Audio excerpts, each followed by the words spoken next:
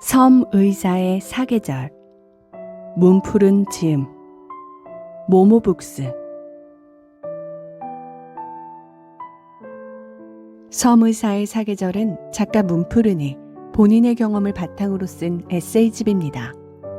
천문학과를 졸업한 후 세상에 도움이 되는 일을 하고 싶어 의사가 된 저자가 외딴 섬에서 공중보건의로 1년을 보내며 겪은 다양한 이야기를 담고 있습니다. 대학병원 인턴 생활에서부터 시작하여 우여곡절 끝에 섬의 유일한 의사로서 일하게 되는 과정을 그립니다.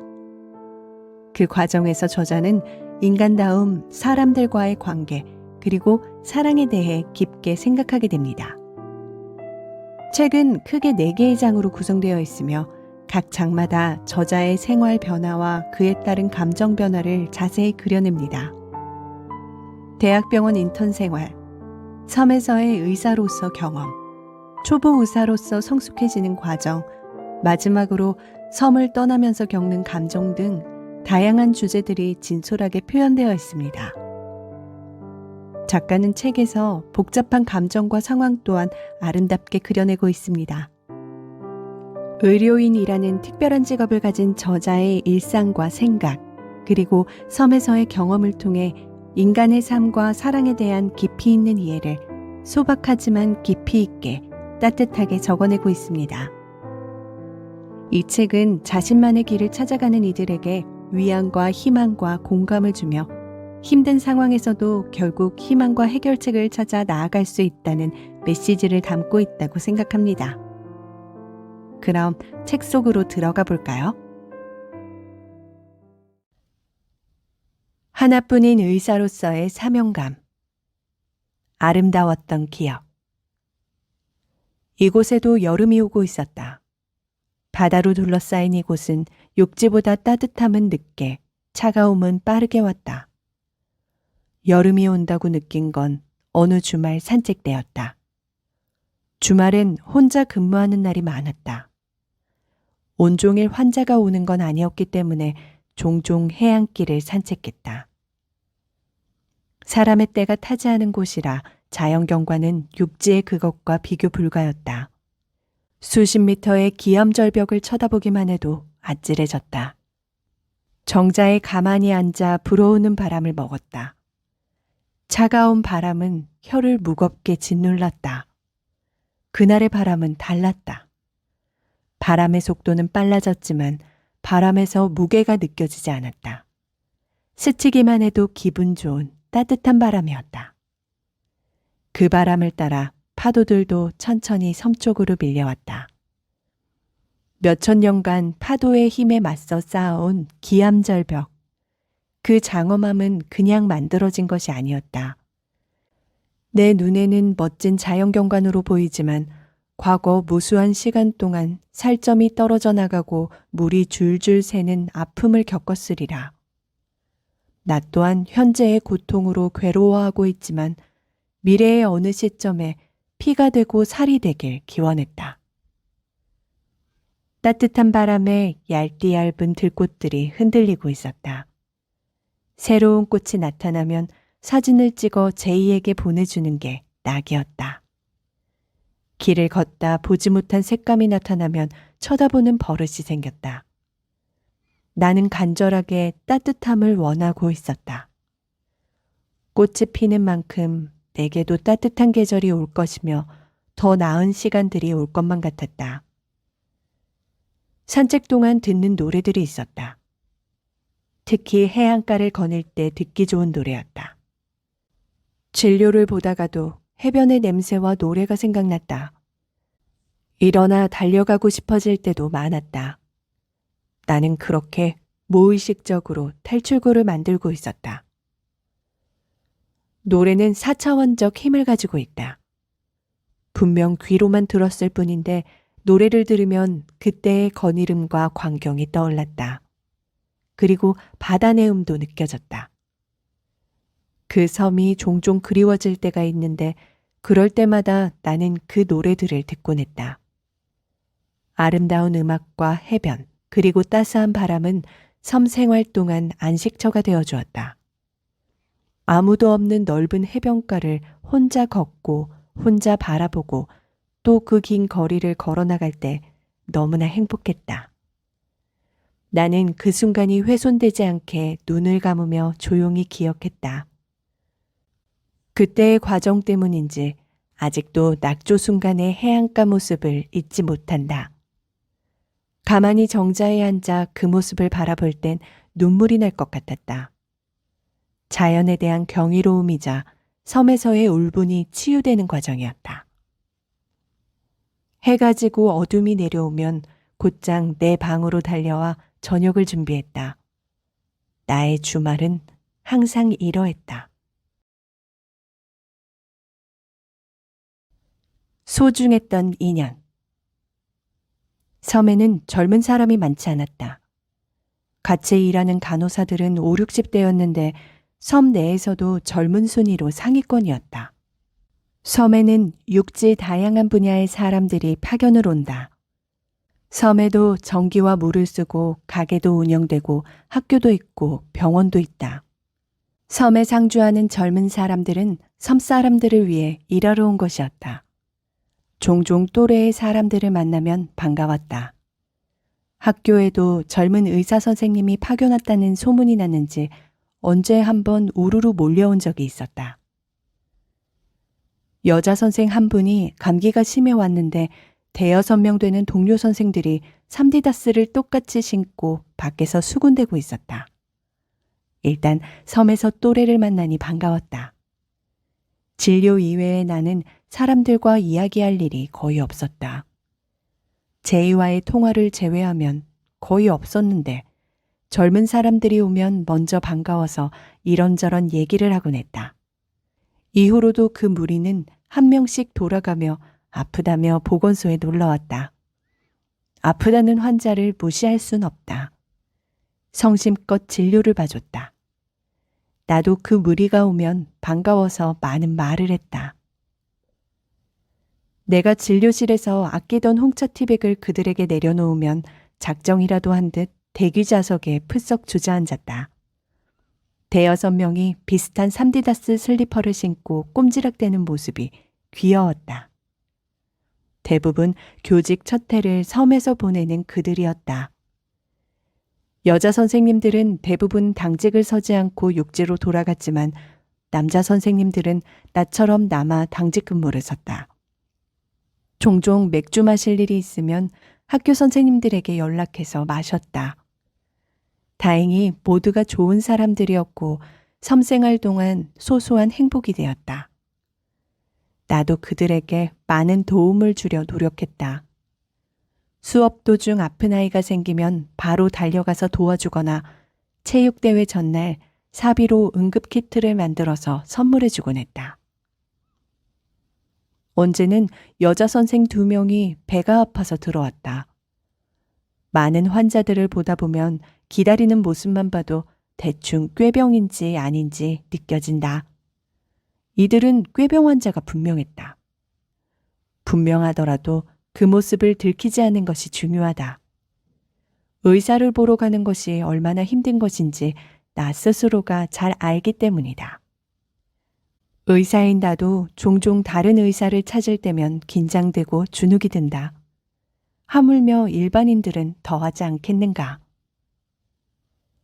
약을 받기 전 대기석에 앉아 이리저리 쳐다보며 눈 굴러가는 소리가 진료실까지 들렸다. 그들에게 필요한 건 약보다 나와의 말이었다. 궁금하고 신기해서 말해보고 싶어서 왔겠지 싶었다. 시답잖은 질문을 해도 웃으며 대답을 한다. 어색한 이야기가 끊어지지 않게 적당히 다음 대화가 이어질 수 있도록 노력한다. 이미 알고 있는 내용도 모르는 척 받아준다. 이것도 의사로서 질병을 예방하는 과정이었다. 그들이 그렇게 돌아갔다면 아쉬운 마음에 연신 이불킥을 했을 것이고 그러다 무릎이라도 다치거나 발목 염자라도 당하면 아이들은 어떻게 가르치겠는가. 그들은 튼튼한 발목을 가지고 한 주에 한 번씩 내 진료소를 찾아왔다. 의사 선생님이 주시는 홍차가 맛있다. 간호사님이 주시는 수박이 맛있다. 이런 핑계들을 댔지만 그들도 나처럼 외로움에 아픔이 있다는 걸 알고 있었다. 참 귀엽고도 이쁜 교사 선생님들이었다. 초보 의사의 변화. 목사님. 일요일 아침 조용한 섬마을의 정적을 깨는 소리. 그것은 작은 교회의 종소리였다. 종소리를 내는 사람은 그 교회의 하나뿐인 목사님이었다. 목사님은 원래 육지에서 사역을 하던 분이었지만 새로운 사명을 받고 섬으로 들어와 섬 사람들에게 봉사하고 계셨다. 같은 봉사를 하고 있지만 억지 봉사를 하는 나로선 그분을 볼 때마다 부끄러워졌다. 가끔 목사님이 진료실에 온 적이 있었다. 그분은 목회가 없는 날에도 정갈하게 옷을 입고 다니셨다. 짧게 깎은 수염과 빗질로 수수하게 멋을 낸 목사님은 진료실을 들어오실 때마다 매번 같은 표정이었다. 미소를 띤 얼굴. 아픈 사람의 모습이라곤 상상도 할 수 없는 밝은 얼굴. 공손하게 내게 선생님이라는 호칭을 붙이며 존댓말로 본인의 아픈 곳을 얘기했던 목사님. 목사님이 떠나시고 나면 항상 간호사와 나 사이에서 목사님의 칭찬 릴레이가 이어졌다. 예수님을 본 적도 없고 예수에 대해 잘 알지도 못하지만 예수를 대신해서 이 땅에 누군가가 보내져 예수의 역할을 하게 했다면 꼭 그분일 것 같았다. 그분이 다니시는 곳곳마다 그분의 인성에 대한 칭찬이 자자했고 농번기나 어번기에는 자기 일도 아니면서 직접 나서서 도우는 모습에 섬 사람들 모두가 좋아했다. 새벽부터 종을 울리며 예배당에서 기도를 드리는 모습을 보곤 했다. 교회에서 가장 가까운 곳은 진료실이었다. 그럼에도 내게 교회를 와라, 예배를 드려라 단 한 번도 말씀하신 적이 없었다. 묵묵히 혼자 무릎 꿇고 기도하는 모습을 볼 때 기독교인은 아니지만 가슴이 먹먹해지는 무언가가 있었다. 양적인 성장, 11조, 육지 기독교인들의 신앙 척도가 되는 그런 것이 그분에게는 의미가 없었다. 본인의 삶도 얼마 남지 않은 상황에서 예수가 이 땅에 온다면 어떻게 살았을지를 직접 보여주고 있는 것 같았다. 내 2층 관사의 창문을 열면 딱 교회에 하나뿐인 창문이 보였고 그 창문이 열려 있을 때는 목사님의 모습도 볼 수 있었다. 누가 보지도 않을 텐데 볼 때마다 혼자서 깊게 기도하는 모습은 분명 내 가슴에도 울림을 주었다. 사실 섬으로 부임하고 섬에서 봉사하는 것에 대해 부당하다 생각하고 한때는 도망가고 싶었던 적도 있었다. 그러나 같은 봉사를 하지만 웃으며 주위 사람들에게 선을 전파하는 목사님의 모습에서 점차 많은 뉘우침을 얻었다. 어느 날이었다. 목사님은 내가 섬을 나가기 며칠 전 갑작스럽게 쓰러지셨다. 아마도 섬에서 받은 출동 중에 가장 충격이었다. 응급처치를 하고 들것에 겨우 옮겨 몸을 누인 목사님은 본인도 모르게 눈물을 흘리셨다. 아프셔서 난 눈물이었을까? 아니면 다 하지 못한 목표에 대한 아쉬움이었을까? 나도 모르게 해경정 안으로 탑승하여 40분 동안 육지로 나갔다. 이기적이게도 그 사이에 여쭤보고 싶은 것이 너무나 많았다. 목사님이 제게 오신 이유가 무엇일까요? 목사님은 왜 항상 행복하셨나요?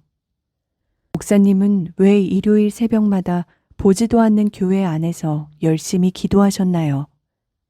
왜 섬 사람들을 억지로 전도하지 않으셨죠? 그러나 목사님은 대답할 기력, 아니 의식이 없었다고 표현하는 게 맞았던 것 같다. 의식이 없는 목사님을 살리려 부단히 노력했다. 가지고 있는 약물을 쓰고 CPR을 반복했다. 그 사이 차디찬 바다를 뚫고 도착했지만 목사님의 인자한 웃음을 다시는 볼 수 없었다. 그날은 내가 섬에서 처음 눈물이 난 날이었고 공교롭게 목사님의 마지막 눈물의 순간이기도 했다. 나는 마지막 목사님의 눈물을 기억한다.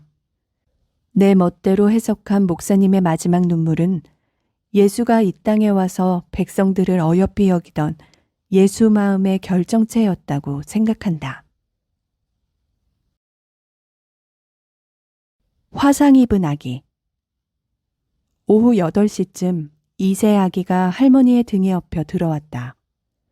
뒤로는 한쪽 다리를 절룩이는 할아버지와 7세쯤 돼 보이는 아이가 따라오고 있었다. 아기는 2세임에도 제대로 걷지 못했고 겉보기에도 또래에 비해 발육이 떨어져 보였다. 할머니가 아기를 목욕시키는 사이 갑자기 뜨거운 물이 나와 전신에 화상을 입은 것이었다. 아기는 팔다리와 얼굴에 하얀 수포가 광범위하게 올라와 있었고 통증이 심한지 내내 울고 있었다. 해경정을 요청하고 기다리는 사이 할머니와 이야기를 나눴다. 같이 온 7세 아이는 본인의 첫째 손자인데 두 아이는 이복 형제이며 두 엄마 모두 도망갔다고 했다. 2세 아기는 집에 혼자 방치돼 죽어가고 있는 걸 발견하고 섬으로 데리고 왔으며 한쪽 다리가 불편한 할아버지는 몇십 년 전 발병한 뇌경색으로 스스로는 아무것도 할 수 없는 상황이었다. 이야기를 듣는 내내 가슴이 먹먹해졌다. 버거워 보이는 그녀의 삶이 그녀의 눈물에서 느껴졌다. 본인은 죽어야지라고 말하면서도 가엾은 아이들이 굶어 죽을까봐 매일을 버틴다고 말하는 할머니였다. 도착한 해경정은 할머니와 아기만 데려가겠다고 했다. 나는 그럴 수 없다고 말했다. 예전의 나라면 별 신경 쓰지도 않았을 남의 인생이었다. 자초지종을 설명하고 부탁했다. 필요하다면 의사인 내가 동행하겠다고 했다. 다행히 해경에서는 그들 모두 육지까지 실어다 주기로 했다. 아파서 울던 아기는 할머니 품에 안겨 자고 있었고 7세 아기는 어딘가 떠난다며 즐겁게 여기저기 뛰어다니고 있었다. 그 모든 걸 주변인으로 구경할 수밖에 없는 내가 미안했다. 잠시 인계를 하는 사이 할머니는 선착장 매점에서 포카리 스웨트를 사와서 내밀었다. 내가 해줄 수 있는 마지막 선물이에요, 선생님. 이 불쌍한 것들 도와주셔서 감사합니다. 나는 아무 말도 하지 못하고 그 자리에서 얼었고 할머니 가족은 해경과 어두운 바닷속으로 사라졌다. 시끄러웠던 아이의 목소리가 사라지자 섬은 고요해졌고 어둑한 선착장엔 빛바랜 할로겐 등 불빛만이 떨어졌다. 무거운 불빛이 내 머리로도 쏟아졌다. 멍해졌다. 원래라면 절대 걷지 않았을 그 먼 거리를 추적추적 걸으며 관사로 돌아왔다. 마음가짐의 변화. 매 순간 보람만을 가지고 일할 순 없었다. 어린 나이에 가끔은 짜증과 분노가 일 때도 있었다. 헬기를 요청하고 기다리는 동안 환자의 상태는 더 나빠지는데 아무것도 할 수 없을 때 회피하고 싶은 생각도 들었다. 하지만 나는 섬의 하나뿐인 의사였다. 목사님의 마지막을 마주하고 다시 섬으로 돌아오고 나서 내겐 많은 변화가 생겼다. 다른 어떤 것들보다 환자를 살리는 것만 생각하기로 했다.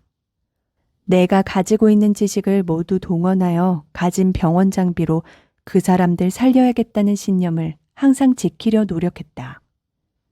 나중에 책임 소재가 어떻든 나는 최선을 다하기만 하면 되는 것이다. 사회가 정의롭다면 내 대처도 무조건 정당한 대우를 받을 것이며 불이익을 받지 않을 것이라 생각했다. 밤이면 뜨지 않던 닥터 헬기. 밤에도 응급 환자는 생긴다. 실혈이 심해 후송되지 않으면 안 되는 환자들을 어렵게 소방 헬기를 통해 보낸 적이 있었다. 밤이고 새벽이고 위험한 하늘을 뚫고 날아와 몰아치는 선바람 속에서 아슬아슬하게 인계점에 내려앉는 헬기로부터 한 사람이 내린다.